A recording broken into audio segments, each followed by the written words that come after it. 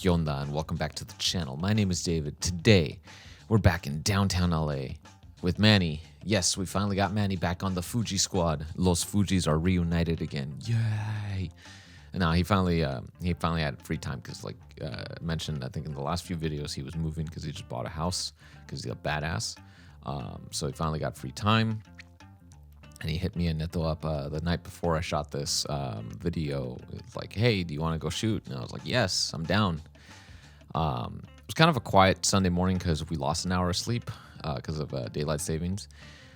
And so not a whole lot of stuff going on right now because I think a lot of people either overslept, or, they got to work super early because they didn't want to be late. I kind of slept in, kind of not, because my cats usually wake me up at around, prior to daylight savings, they were waking me up around 5:30 because they get hangry and they start fighting and they want food. Now they're getting me up around like 6:30, so it's not as bad, I guess. It makes me feel like I actually slept a little longer.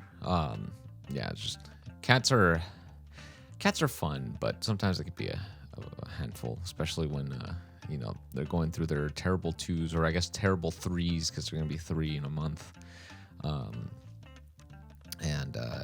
It's just like, I don't know what it's like to have kids because I don't have kids, and it's just I can't imagine it being similar. But yeah, it's like having children that are fighting 24/7. It's just like, dude, chill, just chill a little bit. Also, really liking my colors today. I don't know. There's something about these Fuji cameras that just makes me want to experiment in terms of my edits, and I think I kind of talked about this last videos that, I don't know, it just gets the creative juices flowing. In terms of like presets and all that stuff, because like presets don't always like work for every single photo, but when they do, they take a next level. But yeah, like my editing style has definitely gone from more heavily stylized, like high contrast and all that stuff, to more kind of like subdued, or more like not necessarily like straight out of camera look, but a little bit of like tweaks here and there just so it looks nice, and balanced. I think balance is a good word to describe my editing style. But yeah, it was like going back to the whole thing with Manny. Like, it was good to just hang out with them and like just chat about everything going on in life, the world, everything. Just getting, just rambling about like just whatever. And Neto and I were both rocking twin X100Vs because we literally have the exact same lens hood, so it makes our cameras look the same.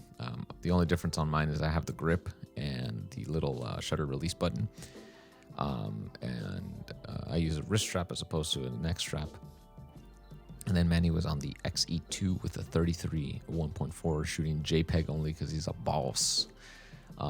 And not gonna lie, he got some really fantastic results JPEG only. Like, there's something, he always says that something about the older Fuji cameras, like the XE2, I think they used like a Bayer sensor as opposed to X-Trans. And so I guess it just would render the colors a little bit differently. I'm not sure. I've never used one with the Bayer sensor. I think the XC1 might have had one. I'm not 100% sure. But then again, I only had that camera for a little bit before I sold it for the X-Pro2. So I can't really say much on it. But yeah, and I think those files tend to play a little bit nicer with Lightroom, which I don't know why Lightroom doesn't play nice with Fuji files. Like, I mean, I've never had any issues with it, and I know a lot of people say like Capture One's better, but it's just like, that's just one more thing to get for photo editing. And it's like, for me, street photography is fun. Like, I don't think about it as like, oh yeah, this is gonna be my career for the rest of my life. It's more of just like, I'm just gonna go out with friends, take photos, and just have fun with it. And I really wish I got that runner because the lighting was perfect, but I didn't take the picture. The thing I've also noticed now that I'm using the X100V is that I'm paying more attention, obviously, to stuff like composition and all that stuff, but I'm paying more attention to lighting, and like trying to capture my subjects somewhere where the light looks very unique. So let's say I mean, you'll see some examples later in the video, but like, let's say that the light's reflecting off a building and it makes this like little sliver of light that's just like, diagonally across the frame, and then the subject walks through and then they're kind of lit, but they're kind of in shadows. Like, to me, that looks really cool. So that's the kind of stuff I'm looking for now. So it's very different than like shooting on like my Canons, because like my Canon cameras, like the autofocus and everything are like next level speed demon. Like you literally just point and take the photo and you got the shot. But like with the X100V, the autofocus, like I've said before, autofocus on Fuji's is good, but it's not quite to like the standard of Canon or Sony, because we're spoiled by how good those cameras are. But I could work with it. So it definitely kind of forces me to slow down just a hair. But like I said, I'm just enjoying this. I'm enjoying this camera a lot. And I still need to get that teleconversion lens, to make it like a 50mm, because I enjoy 35mm, but I like 50mm so much more. It's just like the right level of like wide and tight, if that makes any sense. I guess kind of like how a lot of people describe 35mm, and I wish I would have framed the other dude on the left a little bit better and not cut him out. But I guess it's kind of like how people describe the 35mm focal length as kind of like it's nice and wide enough to provide context to your subject or to the scene, but it's also, tight enough where you could still kind of like put emphasis on a particular portion of the scene or a subject. And for me, I feel like 50mm kind of like checks off those boxes a little bit better. And also, I do have a bias for shooting tighter, but I have been enjoying the 35mm focal length as my go-to for street photography, since this is the only lens I have for this camera, because I can't change the lens. I can just get the teleconverter and that's it. But other than that, like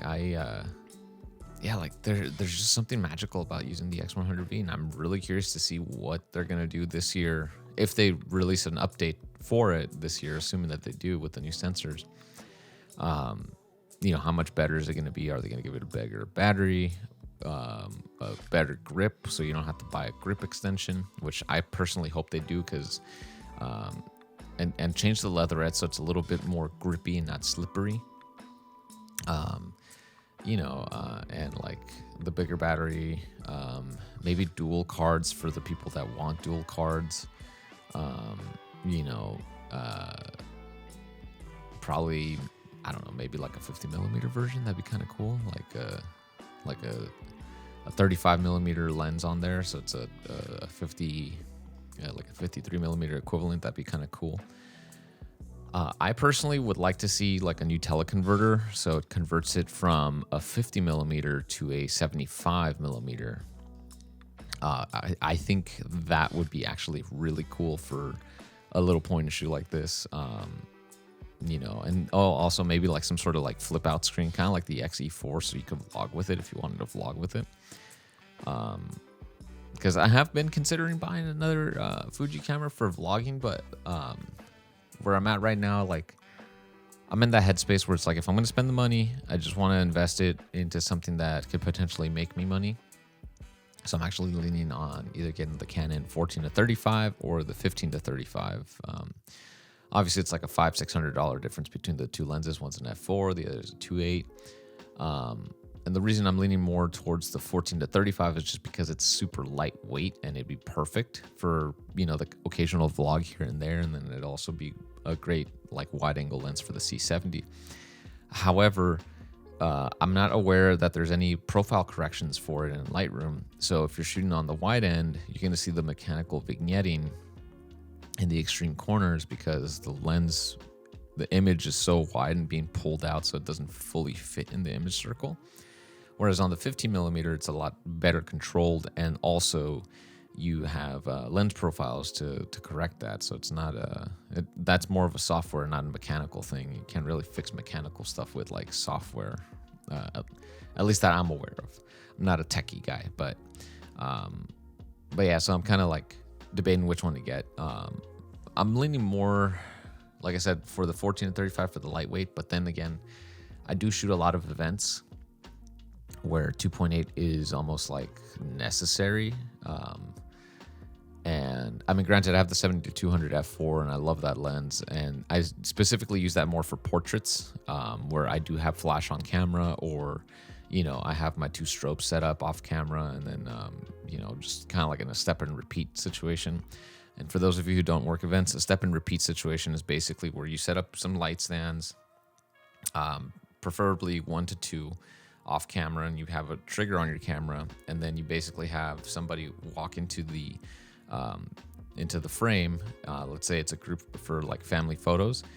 Then you take their photo, you pose them, all that stuff, take some more photos for some variety, and then they leave. Then another family shows up, and you can kind of do the same thing. So it's a step and repeat. So you're just constantly repeating the exact same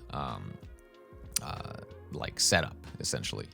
And that's where I would use the 70-200 f4, is when I would have something like flash to compensate for the lack of it being a 2.8 lens.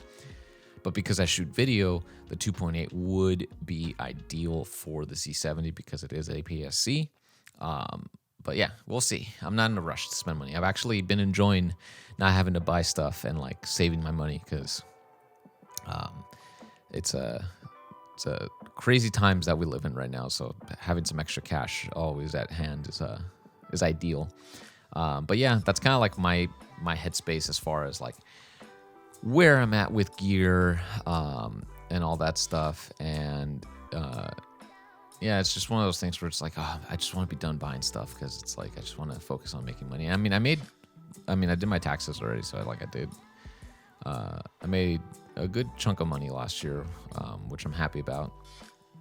But yeah, it's just one of those things where it's like, okay, I want to continue saving money. Like it's one of those things where it's like I've trained myself so well to like save money and not really spend it on unnecessary expenses. Obviously, if it's going to make me money, then yes, I will invest the money, because then it'll just make it back. But yeah,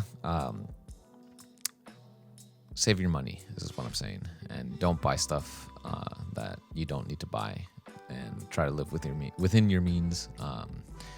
And yeah, that's kind of like, I guess, my pro tip when it comes to finances. This is not financial advice. Don't take it serious. Anyways, I'm done rambling. Thank you guys so much for watching today's video. If you guys enjoyed it, give it a thumbs up. If you disliked the video for whatever reason, double tap the thumbs down button twice. Trust me, it works.